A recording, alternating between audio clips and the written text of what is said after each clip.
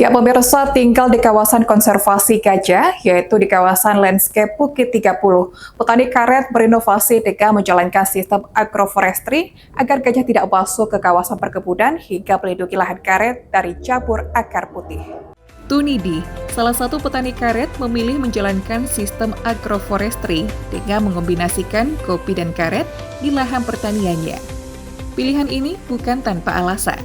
Menurutnya, kopi bukanlah tanaman yang disukai oleh gajah. Berbeda dengan sawit yang kerap menjadi sasaran hewan besar, kopi bisa melindungi lahan karet dari jamur akar putih dan membuatnya lebih bersih. Selain itu, gajah juga tidak suka tanaman kopi. Jadi ini cara untuk bisa berdampingan dengan mereka. Tunidi memiliki cara unik dalam membudidayakan kopi di kebunnya. Awalnya, ia menanam bibit kopi Liberica yang terkenal tahan terhadap serangan jamur akar putih. Setelah pohon kopi tumbuh, ia memotong batangnya di bagian tengah dan menyambungnya dengan pohon kopi Robusta. Udah. Ya, karena alasan nanam karet, Bu, ya. Alasannya apa ya? Karena hama, Bu. Hamanya kan gajah, jadi agak nggak mau dengan karet, Bu. Beda dengan yang lain, Bu, kan. Terus kopi juga nggak mau dengan gajah, kan. Ya, alasannya cuma itu. Memang selama ini umur karetnya berapa, Pak? Umur karet sekitar 10 tahun, Bu. Masih muda lah, 10 tahun umur karet. Selama ini nggak pernah disasar gajah, Pak? Nggak pernah, Bu.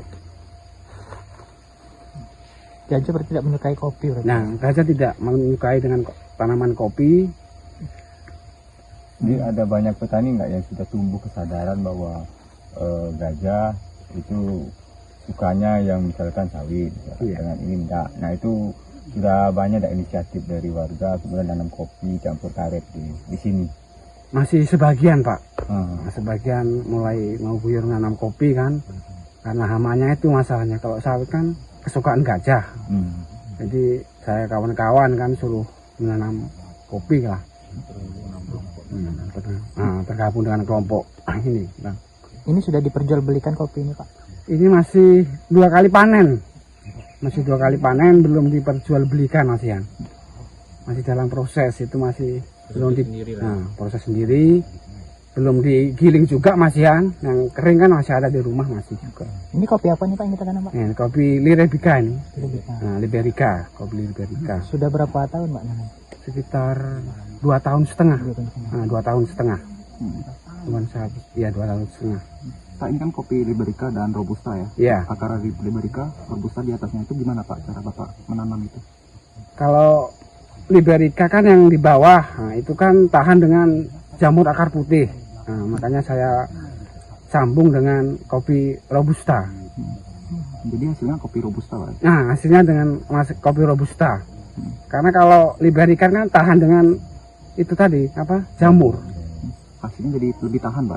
Lebih tahan dengan jamur. Ini mempengaruhi nggak, Pak, dengan kesehatan pohon karet ini, Pak? Dengan berdampingan kopi? Tidak. Ada pengaruh dengan hasil karetnya lebih baik atau gimana, Pak? Itu ya lebih baik juga. Masanya menahan angin dari itu menahan angin. Saling bagus ya, Pak? Iya, jadi saling kerjanya bagus lah kayak gitu. Pak, harapan kita ke depan, Pak? Harapannya lebih banyak menanam lagi saya, Pak. Harapannya nanam kopi lagi biar penghasilan kita lebih meningkat lagi lah.